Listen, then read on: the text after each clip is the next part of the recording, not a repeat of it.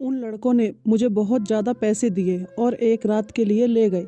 जब 7 लड़कों ने मेरे जिस्म से अपनी हवस पूरी कर ली तो अचानक उनका 8वां दोस्त भी आ गया।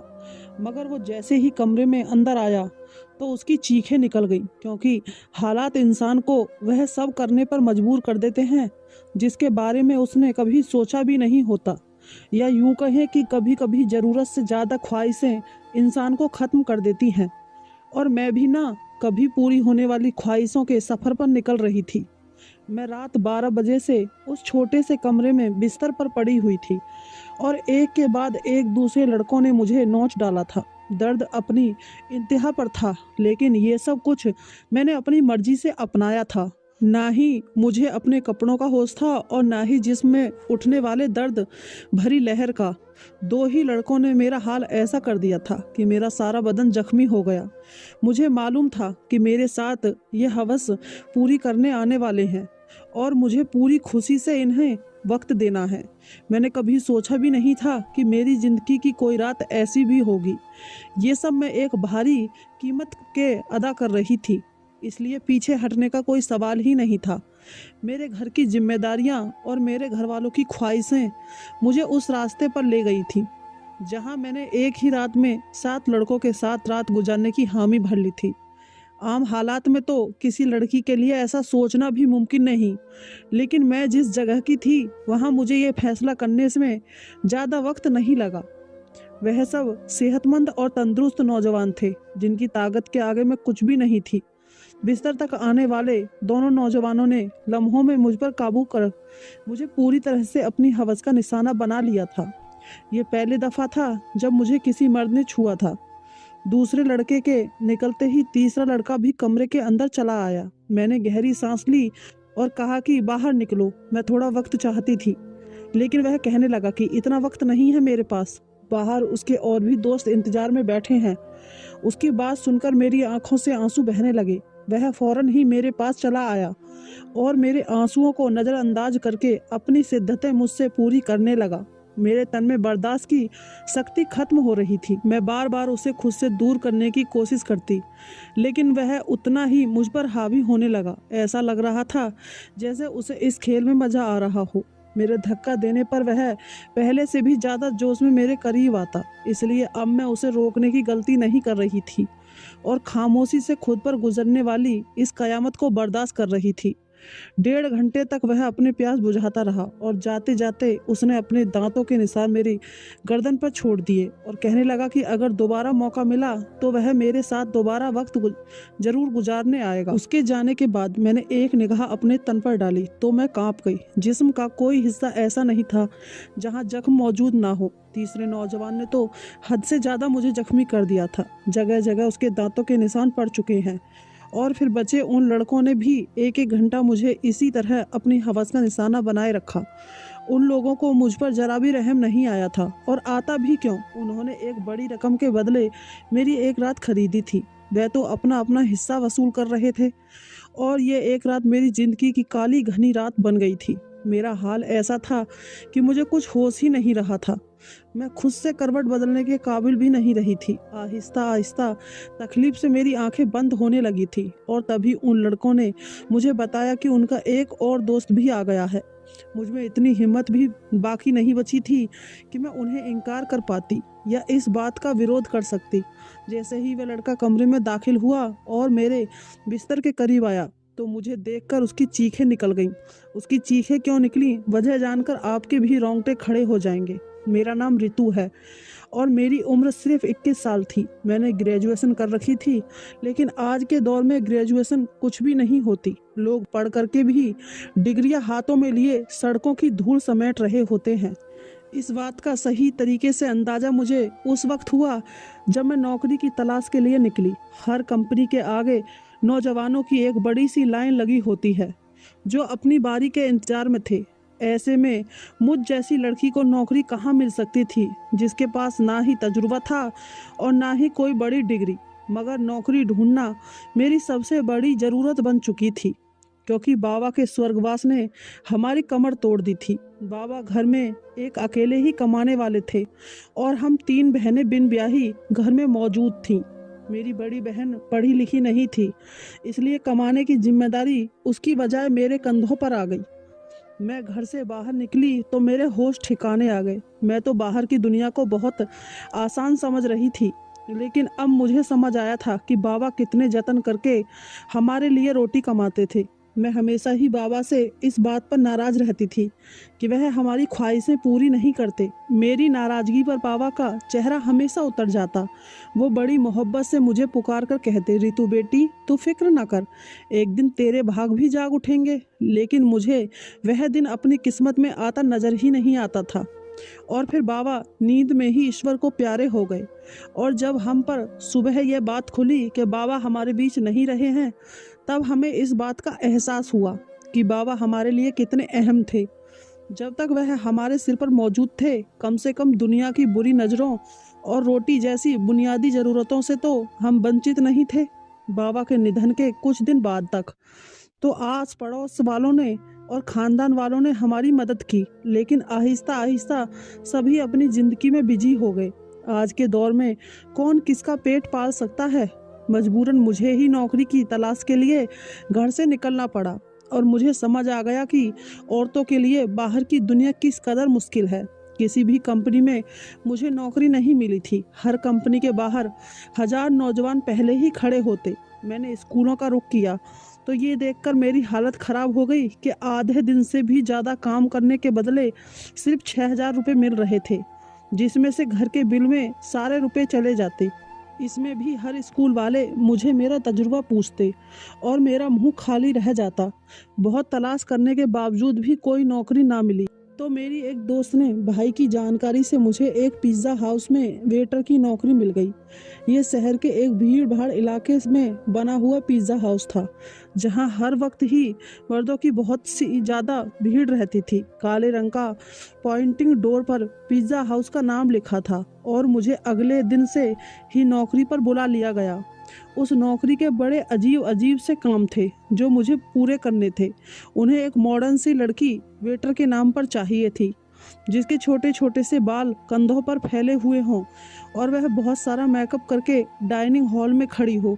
मैं यूनिफॉर्म अपने बैग में डालकर वापस घर लौट आई थी। मैं अभी तक फैसला नहीं कर पा रही थी कि मुझे ये नौकरी करनी है या नहीं, क्योंकि ये मेरे लिए एक बहुत ही मुश्किल काम था। बाबा की मौजूदगी में कभी बिना ज़रूरत के घर से निकलने की नौबत भी नहीं आई थी, और पिज़्ज़ा हाउस में तो इतने सारे मर्दों के बीच इतने तंग कपड़े पहनकर खड़े होना मेरे लिए एक बहुत ही घुटन भरा काम था। मगर भूख इंसान से सब कुछ करवा ही लेती है। मैं वहाँ से वापस घर आई तो मेरी माँ दरवाजे पर ही परेशान सी खड़ी कहने लगी कि बेटा, बिजली के बिल वाले आए थे और उन्होंने हमारी बिजली काट दी है। माँ की बात सुनकर मेरा दिल थक से बैठ गया था। गर्मी जोरों पर थी और ऐसे में बगैर बिजली के गुजर करना बहुत ही मुश्किल था। लेकिन पिछले 2 महीने से हम बिल नहीं चुका पाए थे और शायद इसलिए हमारी बिजली काट दी गई थी।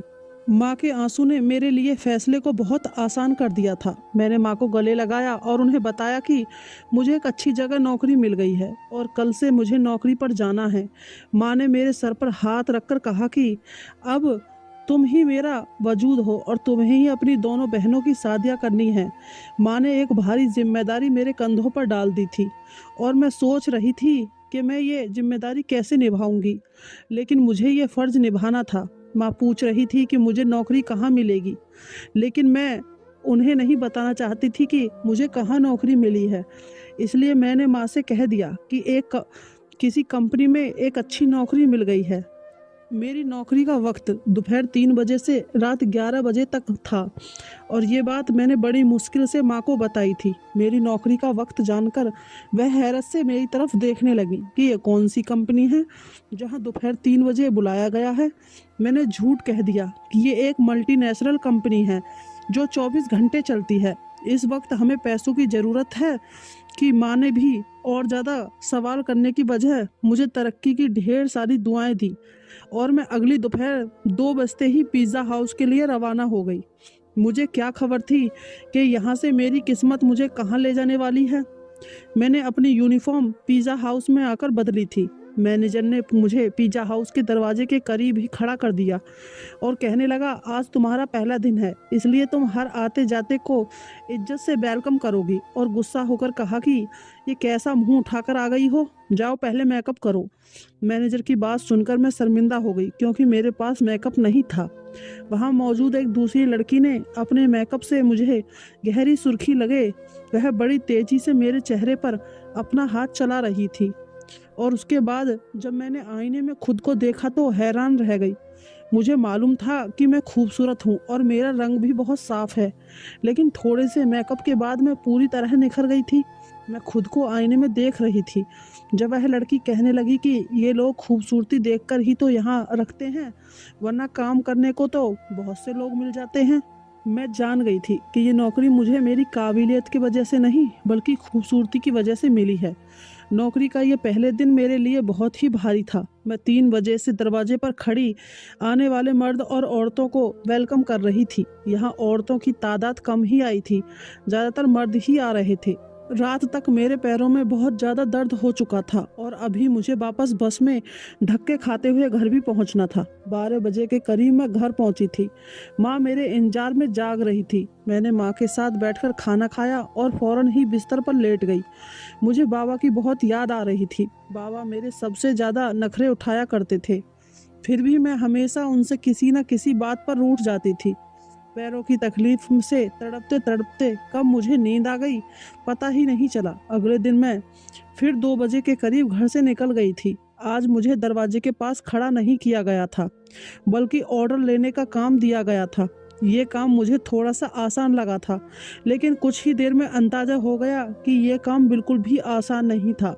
मैं जिसके पास भी ऑर्डर लेने के लिए जाती उनमें से अक्सर मर्द मुझे सिर से पांव तक देखते और मुस्कुराते। बदले में मुझे भी मुस्कुराहट जाहिर करनी पड़ती क्योंकि ये मेरी नौकरी का नियम था।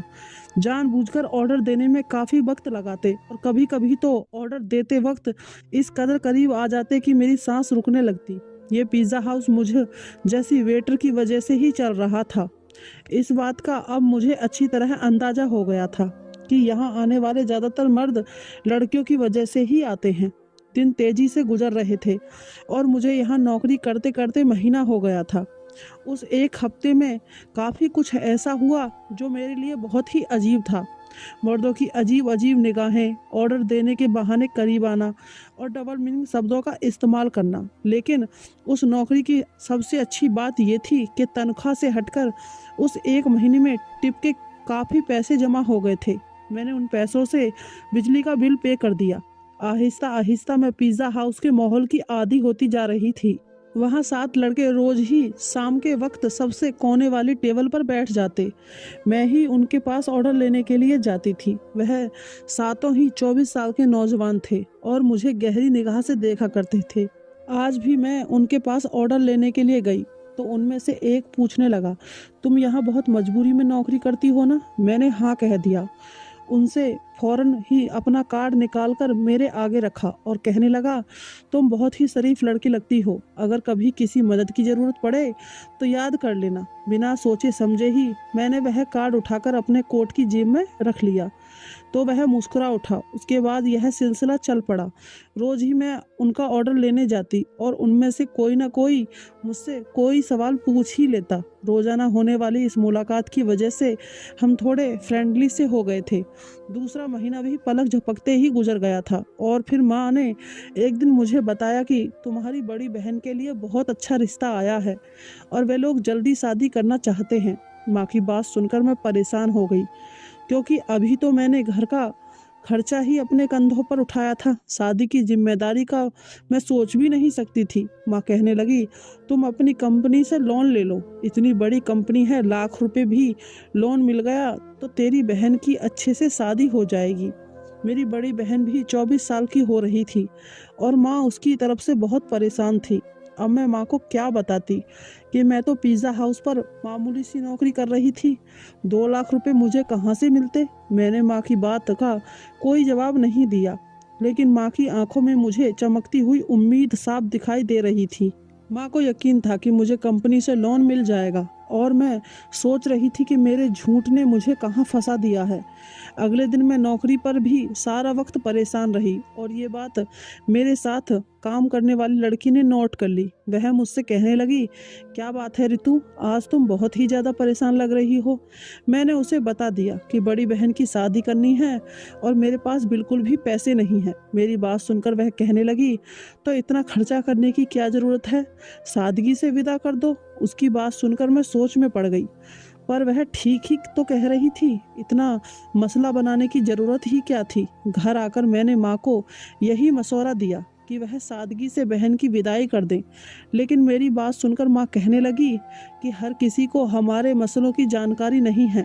लड़के वालों ने पहले ही दहेज के नाम पर एक लंबी लिस्ट थमा दी है और अगर मैंने खाली हाथ तेरी बहन को विदा कर दिया तो उसकी ससुराल वाले सारी जिंदगी उसे बातें सुनाते रहेंगे। माँ की बात सुनकर मुझे गुस्सा आ गया और मैंने कहा कि ऐसी जगह दीदी की शादी करने की ज़रूरत ही क्या है। मेरी बात सुनकर माँ नाराज हो गई और कहने लगी, ना जाने कैसे कैसे करके तेरी बहन का एक अच्छी जगह से रिश्ता आया है और तू इसमें भी नुक्स निकाल रही है। अगर आज तेरा बाप जिंदा होता तो मुझे तेरी मिन्नत ना करनी पड़ती, वह खुद ही अपनी बेटी के लिए कैसे भी करके रकम जमा कर लेते। माँ की आंखों में आंसू आ गए थे और उनकी बात ने मेरा दिल भी दुखा दिया था। वह ठीक ही कह रही थी। अगर बाबा जिंदा होते तो वह किसी भी तरह पैसे जमा कर ही लेते। मैंने माँ को गले लगा लिया और उनसे वादा कर लिया कि मैं जल्द ही पैसों का इंतजाम कर लूँगी। मैं खुद भी नहीं जानती थी कि इतने सारे पैसे मुझे कहाँ से मिलेंगे। बाप का साया वाकई औलाद के लिए बहुत बड़ा आशीर्वाद होता है। वह अपनी जान पर खेलकर भी औलाद को ज़िंदगी के सारे सुख देता है और मेरे लिए अपने बाप की जगह लेना बहुत ही मुश्किल था। दिन यूं ही परेशानी में गुजर रहे थे। मैंने पिज़्ज़ा हाउस के मैनेजर से पैसों की बात की थी, लेकिन मेरी बात सुनकर जिन नज़रों से उन्होंने मुझे देखा था, मैं खुद ही ज़मीन में गड़ गई थी। वह लड़के अब भी रोज़ाना पिज़्ज़ा हाउस आते थे। मैं उनका ऑर्डर लेने गई तो उनमें से एक कहने लगा, क्या बात है, आज तो आपका चेहरा बिल्कुल ही उतरा हुआ है। उसकी बात सुनकर ना जाने क्यों मेरी आंखों में आंसू आ गए थे। वह बार बार पूछने लगा कि मैं उसे अपनी परेशानी बताऊं। ना चाहते हुए भी मैंने उसे अपना सारा मसला बता दिया था, क्योंकि मुझे भी किसी ऐसे इंसान की तलाश थी जिसके आगे मैं खुलकर अपना दर्द बयान कर सकूं। मेरी बात सुनकर उनके चेहरे पर मुस्कुराहट आ गई और वह कहने लगे कि इतनी छोटी सी बात के लिए आप इस कदर परेशान हैं। हमने आपको अपना कार्ड इसलिए दिया था कि कोई भी परेशानी हो तो आप हमें याद कर लें। मैं हैरत से उनके चेहरे देखने लगी। मैं यह सोच भी नहीं सकती थी कि वह अजनबी लड़के मुझे पैसे दे सकते हैं, लेकिन उन सातों ने फ़ौरन ही मुझे 2 लाख रुपए की ऑफ़र कर दिए। मैं उनकी तरफ देख रही थी। वह 2 लाख रुपए देना उनके लिए कोई बड़ी बात नहीं थी, लेकिन मुझे भी उनके कुछ काम आना होगा। उनकी बात सुनकर मैं चौंक गई। उन लड़कों को मुझसे क्या काम हो सकता था, ये बात समझने में मुझे ज़्यादा देर नहीं लगी थी। मैंने फ़ौरन ही घबराकर कहा कि मैं एक शरीफ घराने से संबंध रखती हूँ और मैं कोई गलत काम नहीं कर सकती।